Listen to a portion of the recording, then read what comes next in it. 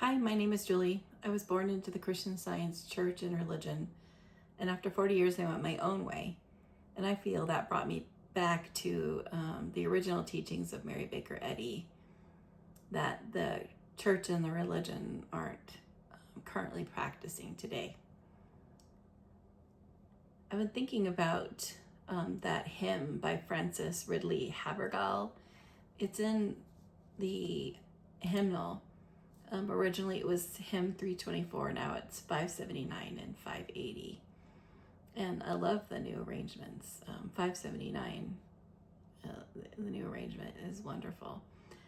But it's a beautiful hymn. She wasn't a Christian Scientist, but she lived in the 1800s. She was born in 1836, died in 1879. And she wrote a bunch of poems. Take My Life and Let It Be was one of them. And if you look on the web, the actual poem that she wrote is actually 6 stanzas rather than just the I think 3 that are in the hymnal. So I think it's interesting. It's especially interesting if you match it up to Mrs. Mary Baker Eddy's original, Mary Baker Eddy's teachings. I like to look at her original teachings in The Science of Man, because that's what she originally taught her students. It later became recapitulation, but the way she put things back then and the way she later on put things are 2 different ways of putting things, but the same intent and purpose, the same reasoning behind it. I'm just so used to the way, it is now, that I needed to go back to the way it was when she first started teaching, where she used different language in some ways. And it's not the CS, church speak that we speak today. It's different. And to me, it has more meaning because it's not hazed over by this, I've heard this every day of my life, for my whole life. And it's not meaning anything to me. But it's, in the original class notes, I love it. It's so amazing. One of the things in the beginning in the notes, it says, what is God? The soul of man and the universe. Very simple, one sentence. The soul of man and the universe. Is God man? No, they are perfectly distinct and yet united.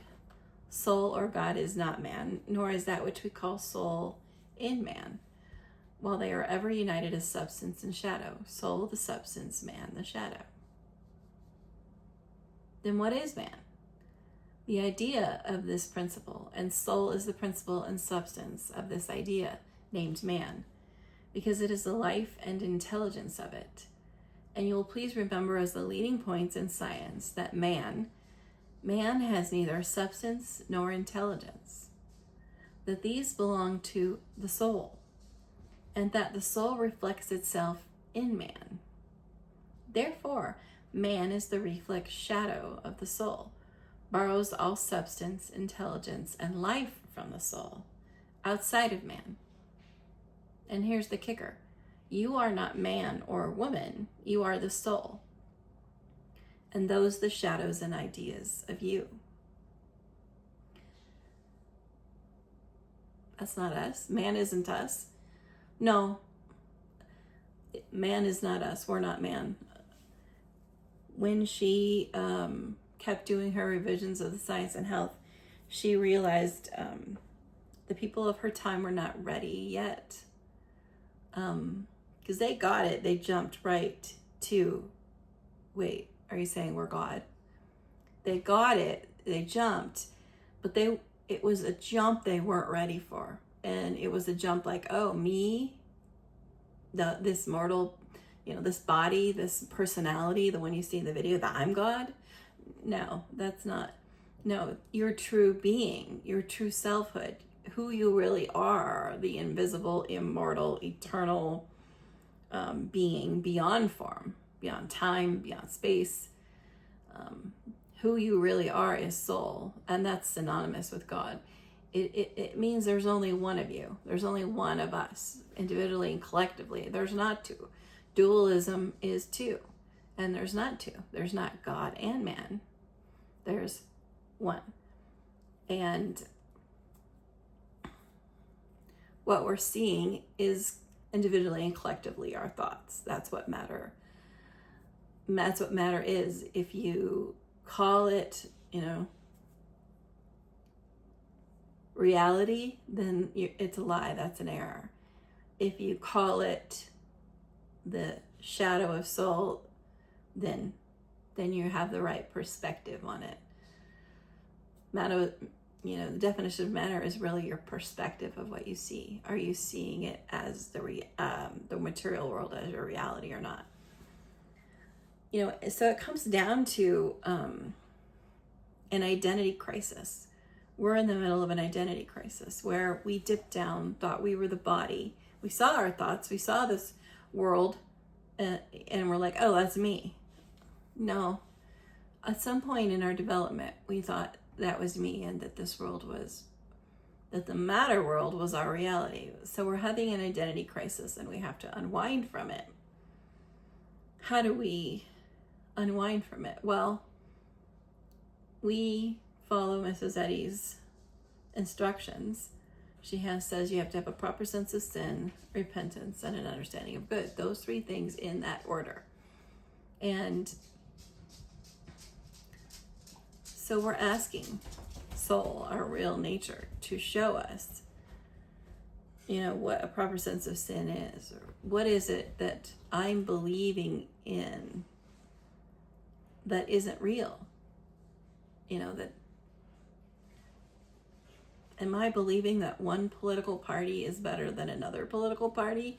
That might come to us if we're praying and we're asking, why am I so stuck in the dream? Why am I so stuck as believing I'm immortal? Like, I've got all these diseases and financial problems and relationships problems and all that stuff.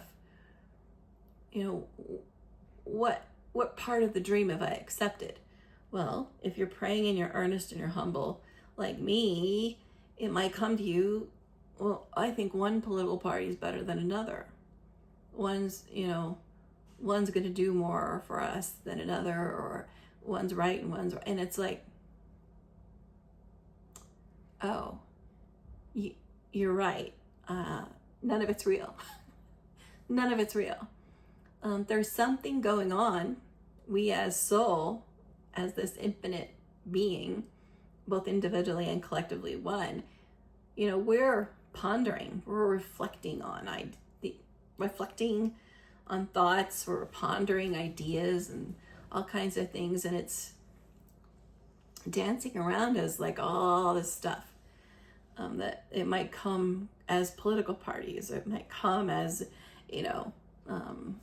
land masses that are owned by this person or that person or this country or that country. I mean, it might come in, it comes in a gazillion ways, an infinite number of ways, and none of it means anything.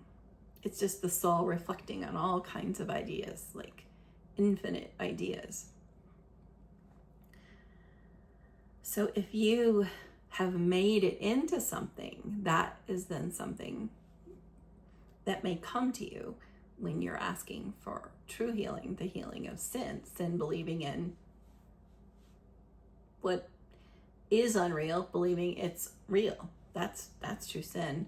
True sin is the whole mass of it, the whole mass of the mortal dream and illusion, and believing in it, believing it's a reality. It's not like, sin isn't like you're a bad person, you sinned, or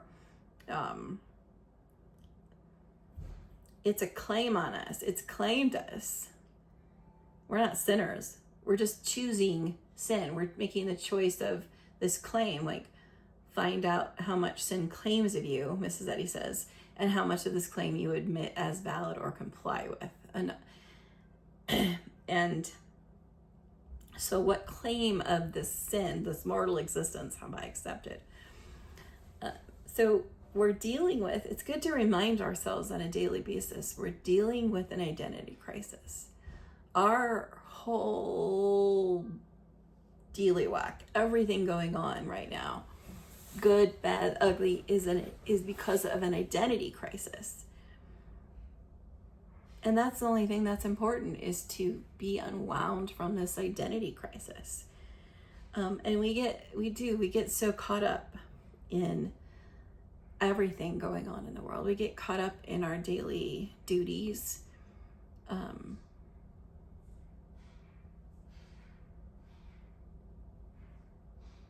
Going shopping, making our meals, getting our to-do list done, going to work, feeding the family.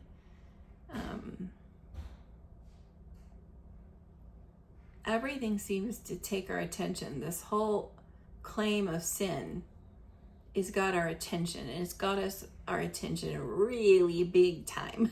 Like, to the point where we believe we're mothers, we believe we're fathers, we believe we're bosses or workers, or politicians, or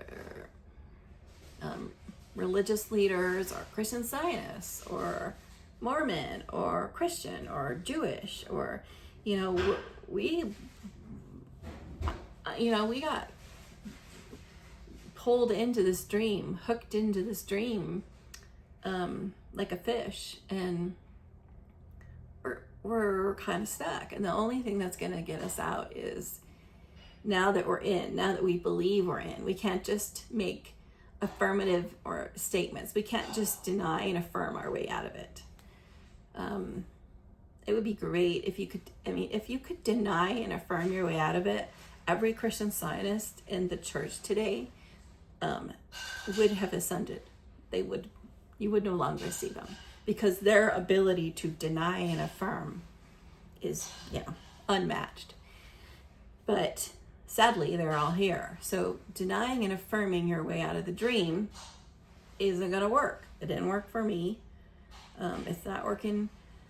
It's not working. And so there's got to be another way. And the other way is, it's an ultimate surrender. You have to surrender your sense of self, your sense of who you think you are. Like Julie, I think I'm the body. I think I'm Julie. I think I'm a woman. I think I'm mortal. I think I'm this race, and this gender, and this sexual orientation, and this, and this, and this. That's what I think I am. I'm a mother. I'm a daughter. I'm a stepmother. I'm a daughter. I'm a wife. I'm a friend. I was a controller. I was an accountant. Those are all false identities.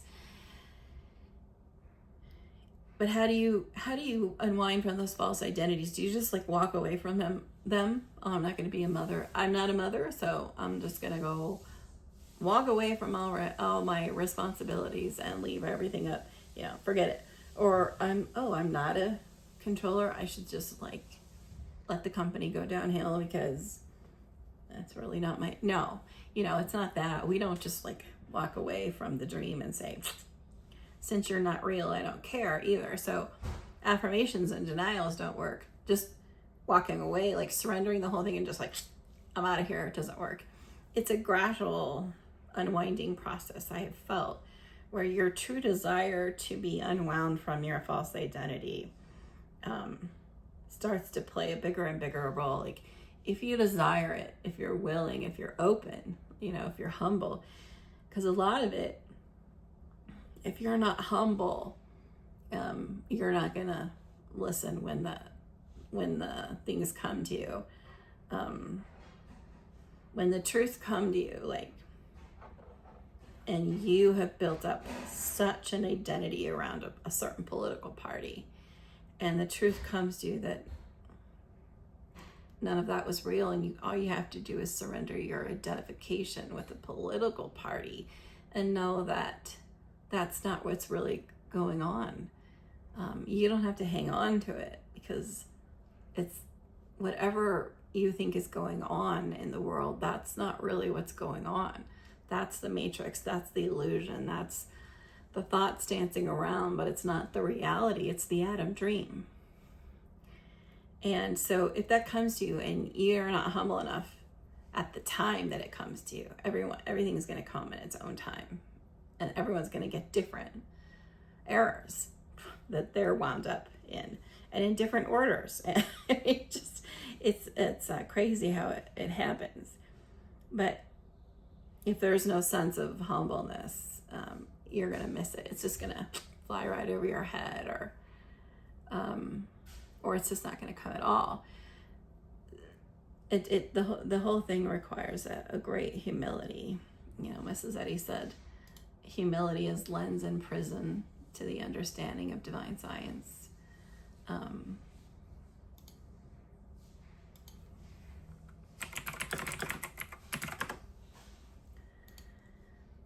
That's on Miscellaneous Writings, page 356.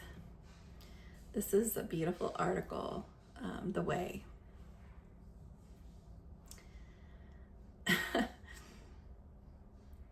The way, it's exactly what it's saying. She's saying this is the way. And she talks about in the article,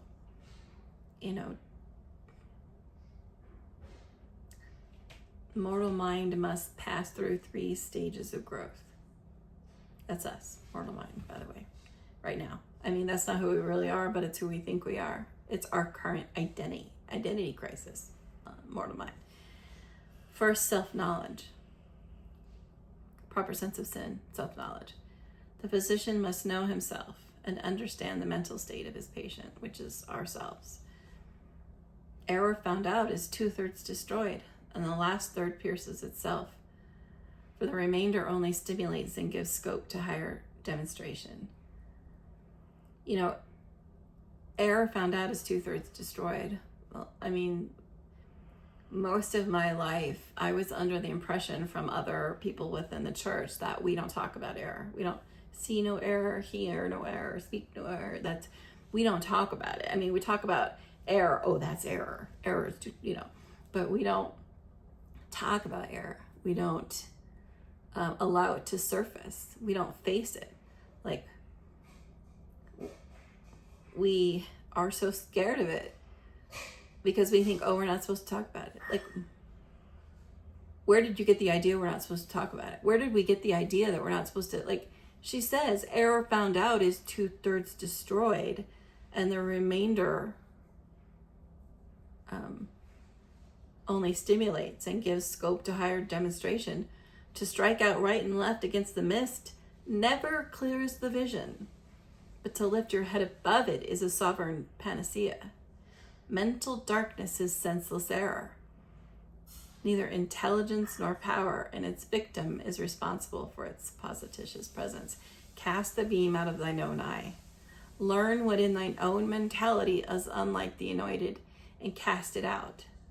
Then wilt thou discern the error in thy patient's mind that makes his body sick, and remove it, and rest like a dove from the deluge. So she's saying, cast the beam out of your own eye. Do self-examination. Examine yourself, which is, not sitting and doing lists of all the things I do wrong and all the bad things I do. No, it's turning to soul, our true self, God, and saying, unwind me, show me all the errors, bring them to the surface, please, and I will look at them, and then I will let them go. I promise I won't make a big deal of them. I promise I won't oh my God, I'm such a bad person, these things are coming up and I'm this terrible person. No, I promise I'm not going to do that. I promise I'm not going to make anything of it. I am going to see it. I'm going to go, yeah, I did that. I do that. I believe in this political party. Or, yep, I believe my children cannot survive without my fabulous smothering skills. I'm sorry, I'm a smother mother. You're right, I'm a smother mother. Okay. I promise I will not make a big deal of it, and I will let it go forever. That's a beautiful way to approach it, I think.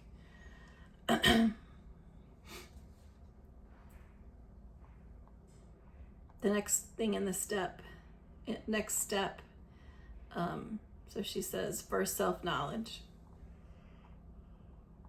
And then what we were talking about, the second stage of mental development is humility. This virtue triumphs over the flesh. It is the genius of Christian Science. Did you know that humility is the genius of Christian Science? I don't think a lot of people know that. One can never go up until he has gone down in his own esteem. I know Mrs. Eddy somewhere, I don't have the quote handy, but she said, as Mary Baker Eddy, I'm the weakest person on earth, but as the discoverer and founder of Christian Science, I am. She said, as I take my role as soul, as God, my role as an infinite being, there is power. But believing I'm Mary Baker Eddy, there's nothing there. And there shouldn't be anything there. There shouldn't be arrogance there. There shouldn't be, I believe I'm this and I believe I'm that, whether they're good or they're bad. Because the mortal self must be evangelized. And that's it. From here, I'll put the citation. But the mortal self is the false identity in it. It will eventually disappear.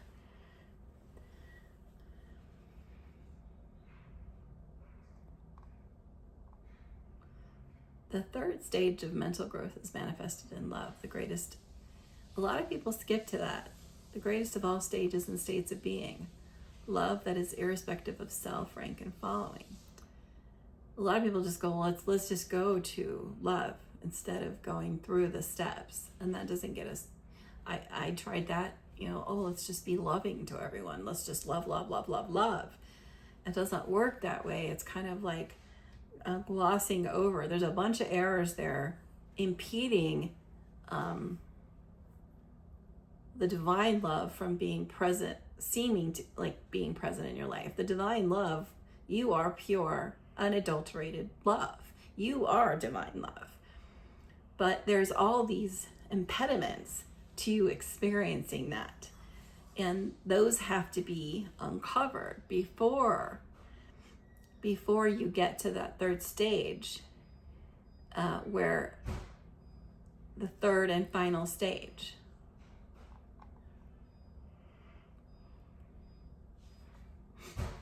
Love that is irrespective of self, rank, or following. Divine love is the substance of Christian Science, the basis of its demonstration, its foundation and superstructure. It's what we're uncovering. It's your true self. And it's being uncovered through following the steps diligently and humbly. And I have found we don't get to skip a step. You skip a step and you're basically shorting yourself on growth that is badly needed. And it's just in the end not going to work. I've tried. Well, everybody's tried. Like I said, if the Christian Science movement, if that was possible, everyone in the Christian Science movement would have ascended by now.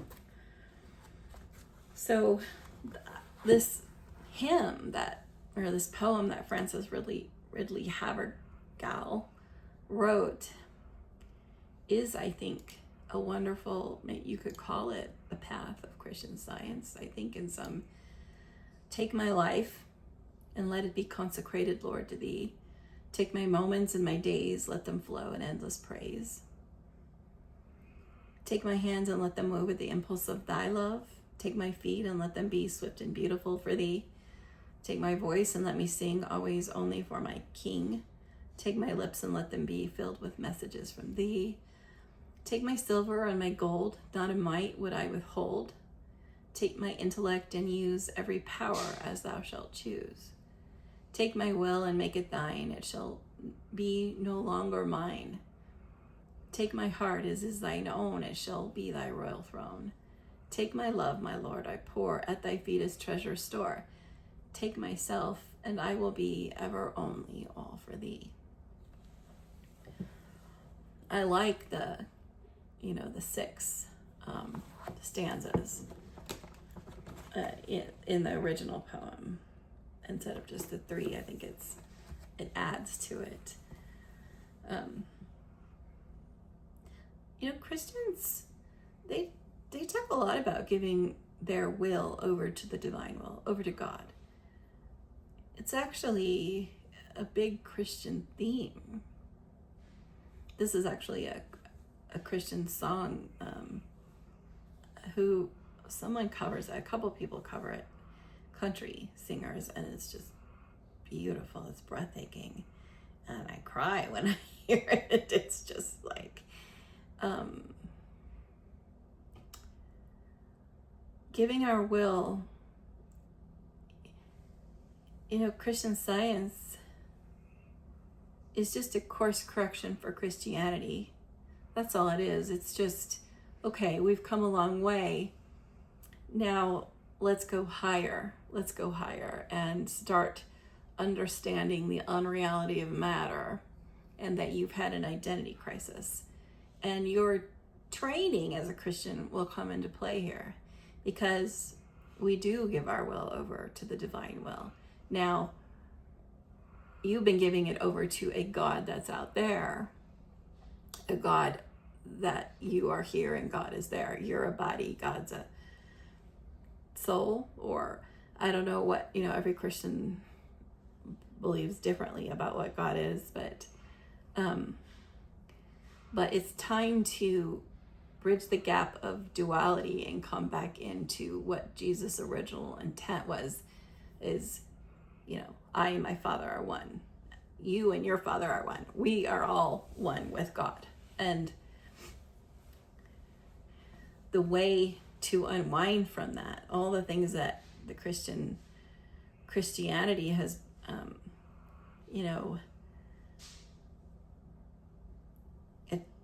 atonement, baptism, all of those things were symbols given to us to remember and to eventually be able to put into practice in a way that brought us out of the dream. It was all planted in the mortal mind throughout, different points of history and in the Bible. It was planted by the divine mind as these little waymarks, these little road signs. And when it's time, for each of us individually, it will be put to a greater use. And I think, Christian Science, the time for us is now. Take my will and make it thine. It means I'm going to give up my mortal sense of everything, right and wrong, good and bad. And I'm going to give it over to soul, the divine mind, God, my true self. And I'm going to say, okay, not my will, but thine be done. Just like Jesus, not my will, but thine be done. And I'm going to surrender my sense of self to God, to soul. And in doing that, that's what happens is we start to get unwound from our false identity, from the duality, from two-ness, from our split mind. The Course in Miracles calls it the split mind, and that's a beautiful way of seeing it, so clear. Part of me thinks I'm mortal, and I'm really mesmerized in that state right now, but the reality of me is I'm immortal soul.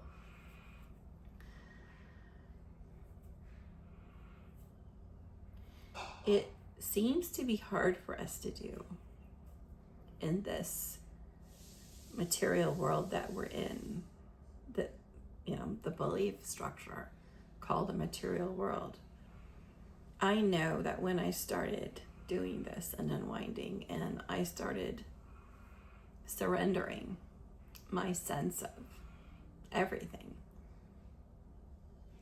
what I found was healing was significant. Because when you surrender these pockets of resistance that you unknowingly have that are holding you into the dream, and you just, and it's not an overnight process.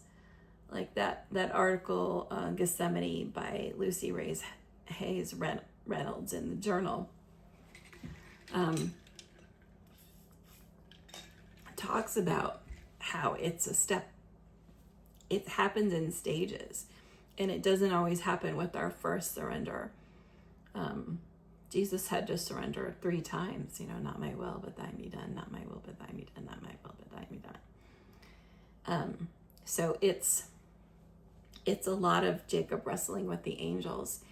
But when the divine part of you, when God starts to win and the mortal self willingly gives up itself, it's an incredible healing moment when that happens.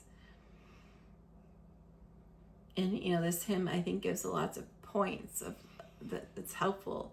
Take my life and let it be consecrated. What is my life consecrated to right now? Is it saving for retirement? Is it educating my children? Is it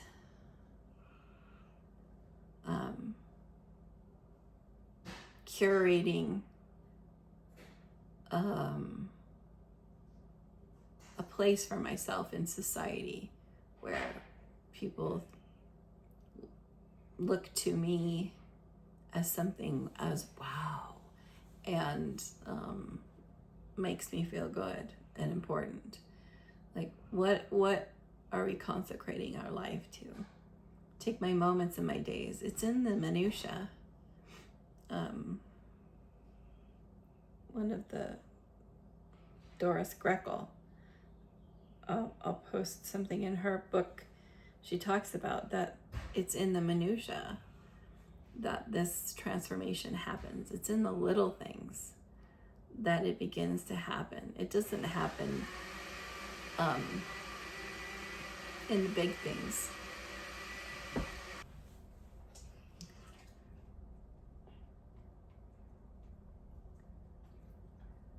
I took a second and I got Doris Grekel's book, The Forever Leader. It's one of those books again the Mother Church would wish that wasn't printed. But she talks about, and I can't find it, but I will find it, that it's in the minutiae. The little things of our days and our lives, that the points of resistance and the points of stickiness to our false identity, stuckness in our false identity, those are uncovered in the minutiae and the little parts of our day that we didn't realize. I'm living a really mortal existence here,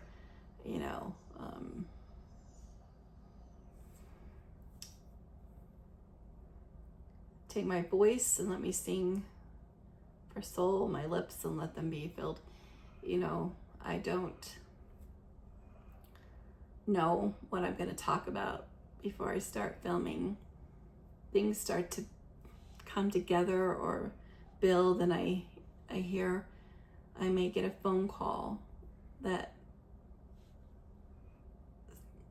brings this thing to thought, and I may, I like to open my ProseWorks randomly each day to see what ProseWorks, what soul has for me in ProseWorks. I used to do it with Science and Health. Sometimes I do, but I used to always do it with Science and Health. Then I went to ProseWorks. I also do it with the Bible sometimes. So sometimes things like that, I'll just unknowingly turn to something and this is interesting. I like this, or, things just kind of come because I've given up Julie's voice, my voice, and I'm just allowing soul to come through, and I'm trying to get out of the way. I think it's a good way of, maybe it's a helpful way of looking at it, is trying to get out of the way. Trying to get the mortal self of you out of the way of the divine self of you. And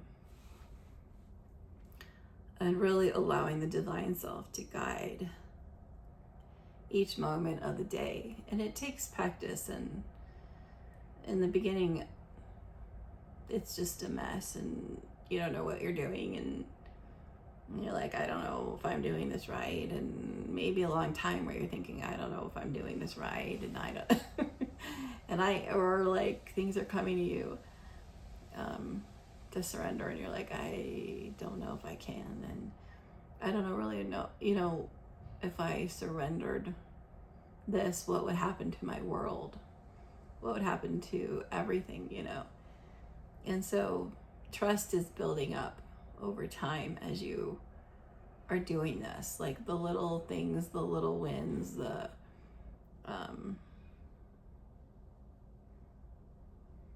they start to build into bigger and bigger wins, where you're really feeling like you're in a self-driving car, just going along life, self-driving car. It's soul driving the car the whole time, and you're just hands off the wheel, hands off the gas. And it's I have found it's not, other mortals, people are still stuck in the dream. They look at you and go, oh my God. When I left the church, they looked at me and said, shame on you. Poor thing's being misled. Oh, poor thing. When I left jobs that I was led to lead, we didn't have money. We didn't have the money that we needed anymore. We had to change our lifestyle. We had to file for bankruptcy at one point. We were led through that. We were led to that and through that, and we're able to change things about our lives where it wasn't dependent on a large accounting salary anymore, and a large, two large salaries anymore.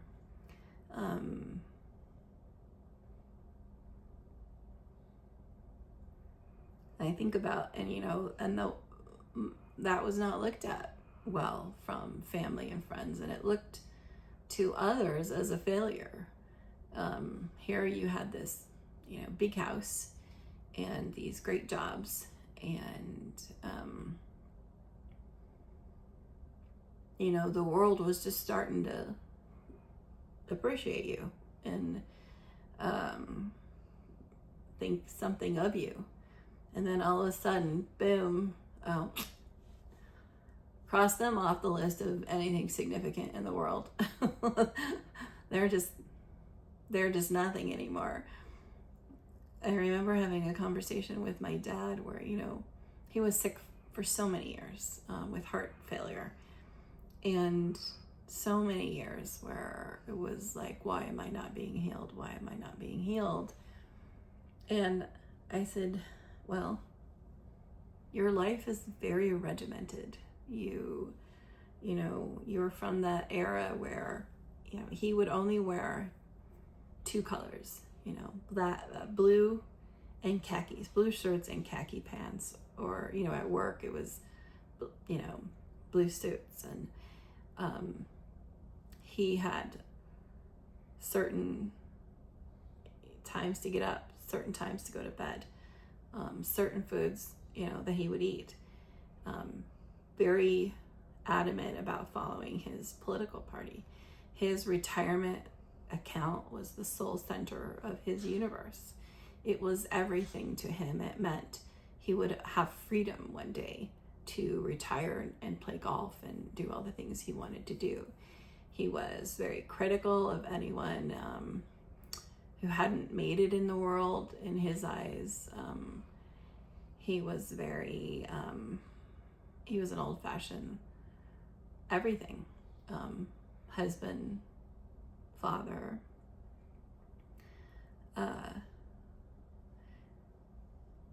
he diligently read his lesson every morning. He read the newspaper every day. He kept up on all the current events. To him, he was the perfect mortal. And this is how you live. And other people that don't live like me, they've got problems. And when I stopped living my life like him, that was I never realized how much he looked down on me for these decisions that I started making, which weren't my own, for actually like surrendering to and doing, allowing these changes in my life that were very, when he was asking me and I said, why am I not being healed? And I said, well, you have a very regimented life. You have a very strict view of everything. And I said, my husband and I, we go through life, we let God govern, we let God lead. We have surrendered our will to God. We spend when we need to spend, save when we need to save. We don't have a lot of things. We don't go a lot of places. We don't go on a lot of vacations, and we spend a lot of time. I spent a lot of time during those years after I was let out of different jobs. I'd spend those years studying, healing myself, doing this work, and then when we were close to running out of money, I would be led into another position for a while, and I would learn things at that place that would continue to unwind me. The unwinding of me from the belief of mortality, of a mortal identity, was my soul. That was all I'm in it for. That's all I've ever been, not ever been in it for. But once I made that switch and I realized I want peace, I want truth. That's all I really want in life, because I am not, believe me, I've tried to get it everywhere else. And just, I tried everything, just like many of us have, But I knew I just wanted peace, joy, and power, just the presence of God in my life. And I didn't care what that looked like to others. And it took me a while not to care. In the beginning, it was really difficult. But after I talked to my dad about, I just lived my life like this hymn. I just let God lead me. And, not my will, but thy me will. I hand over my will to the divine will. And he was like, you want me to live like you guys? And he was really, whoa. And I had never realized how badly he thought of us when we chose to live this life that was different than his, and different. And you think growing up in the Christian Science church, when you start to get the hang of Christian Science and you're like,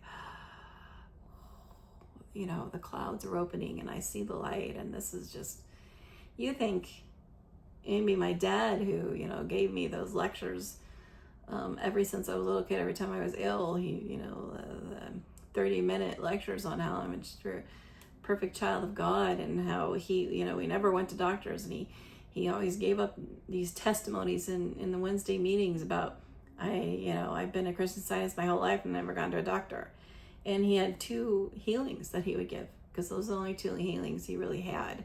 So he would, and one was about finding a $20 bill on the streets, and the other was something that happened when he was young in the Navy. So I thought, wow, when I was getting it, I thought maybe he would be happy that I was getting it, and he might even be, dare I say, proud that, but no, because it wasn't the Christian Science he grew up with. The Christian Science he grew up with was the better Christian Scientist you are, the better you're doing in life. The more money you have, the more friends you have, more people think you're really impressive. The bigger retirement account, that was a really big thing for him. Bigger retirement account you have, the better jobs you have, the better positions, the better paying jobs. Because, the Christian Science he grew up with, and to the large extent what I grew up with, it was about your material picture. The better it was, that's the better the Christian Scientist you were. And it wasn't happening that way for me. Giving up my will wasn't, we were surviving. We weren't, we were surviving from a material basis, but what we knew was going on with ourselves, this transformation, this change that we were going through, this transition from sense to soul, from the false identity to the I. We know it was that, isn't that what we're supposed to be doing? That this is the most important thing. And if other people in the world don't look on it that way, is that my problem? No, it's not my problem at all. But it's interesting how we've been, looking past this, looking over this for generations, thinking we knew Christian Science. And there's so many people in the church that are the ones that they're the owners of Christian Science. They know what it is, and they're going to tell you all the time what it is and what you're not doing right, and there's a lot of them. And what's coming to my thought is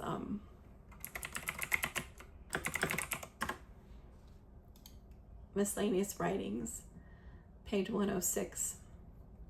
I guess it's the end of one of her articles. And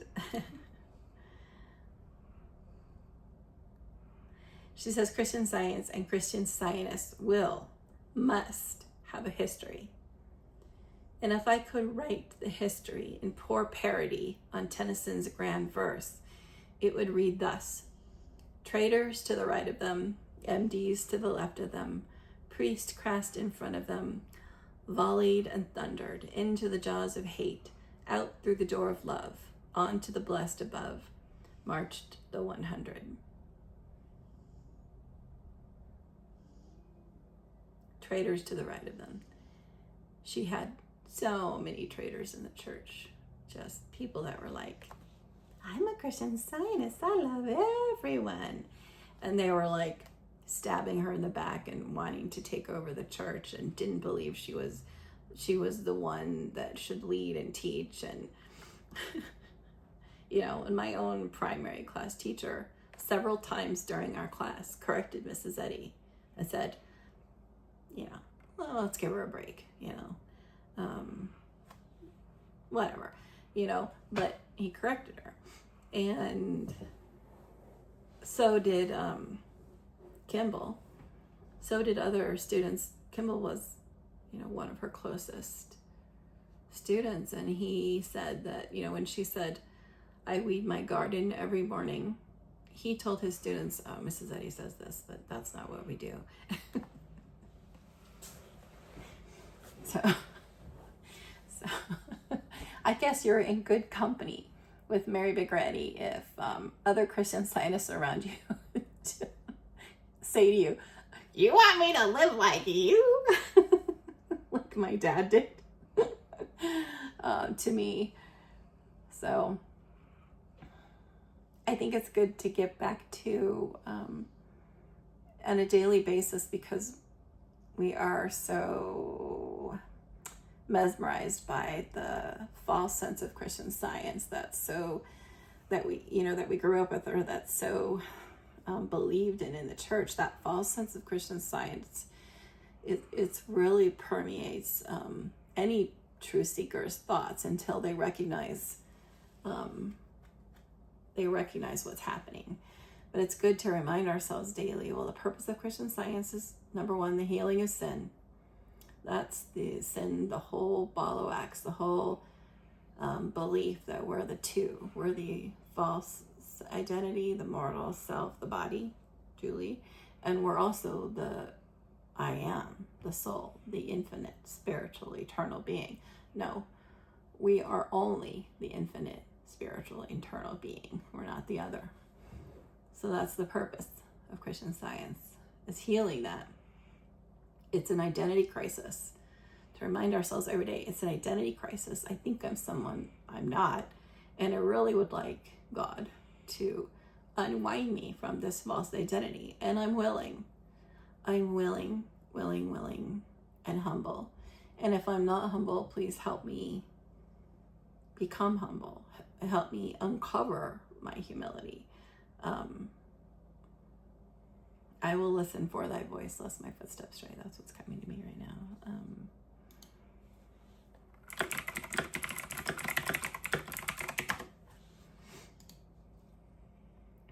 From Shepherd. I was trying to find, I like the hymn. The poem is actually in retrospection and introspection on page 46, starting on line 3. She says, lines penned when I was a pastor of the Church of Christ Scientists in Boston. I will listen for thy voice, lest my footsteps stray. I will follow and rejoice all the rugged way. And that article, an allegory,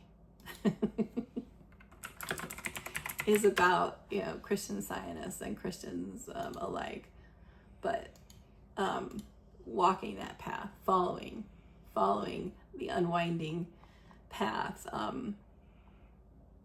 and willingly or unwillingly. This article is about those who willingly unwind, like the one person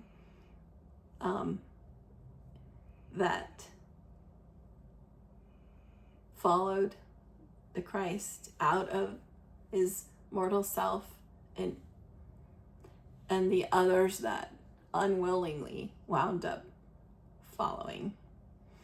And this is like it's a fun article, but it's really, really deep at the same time. It's nice if you want some light reading that's meaningful.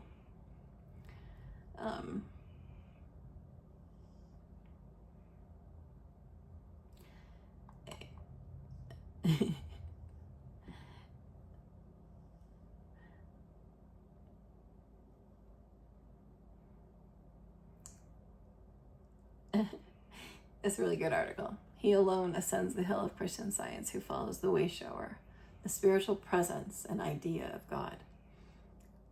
Whatever obstructs the way, causing to stumble, fall, or faint, those mortals who are striving to enter the path, those that are willing and want something different. Divine love will remove and uplift the fallen and strengthen the weak. Therefore, give up thy earth weights and observe the apostles' admonition, forgetting those things which are behind and reaching forth unto those which are before. The earth weights of our daily life, the tasks we have to accomplish, our long to-do lists, these are the things that I have to do so that other mortals think I'm a decent mortal, or I have to be a active member of the church or an active member of society, or I have to, be really gung-ho in this or gung-ho in that. Even like little things, like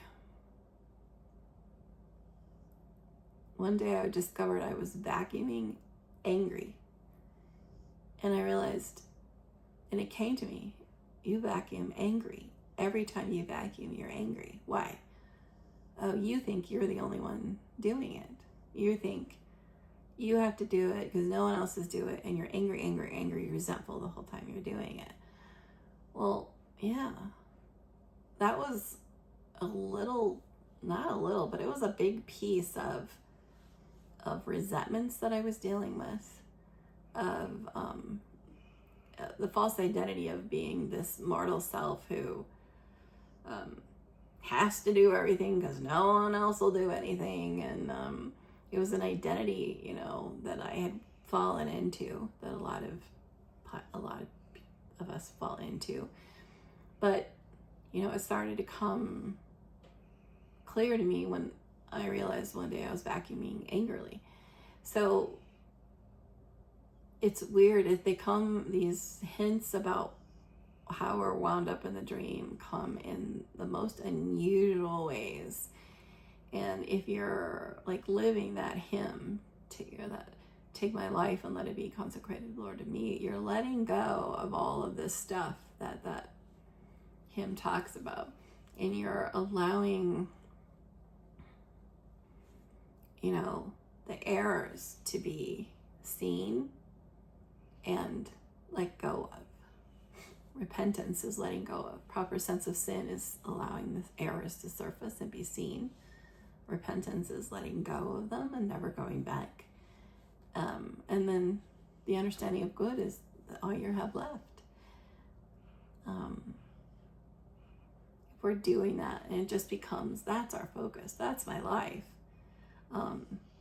It's a different focus. It's a different way of being than we're so used to, of getting things done and meeting deadlines and making everybody happy and preparing for this and doing that. And like, if we change our focus, our life will start to change. Others may start to notice but not like it, but that's their business. It's not our business.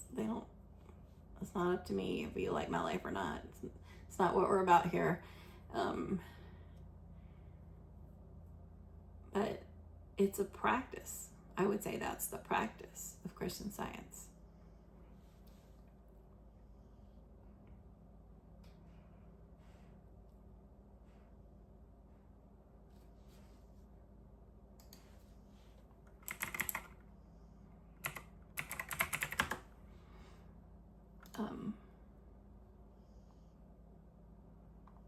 What is that line where she says, plenty of opportunity gives us plenty of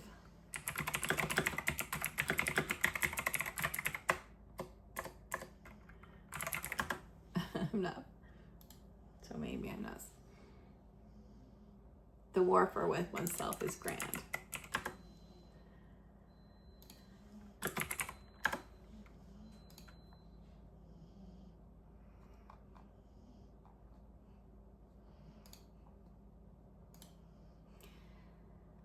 In Miscellaneous Writings, page 118, starting on line 24, be of good cheer. The warfare with oneself, the lower self, mortal mind, is grand. It gives one plenty of employment, and the divine principle worketh with you, and obedience crowns persistent effort with everlasting victory. So good luck on this warfare with oneself.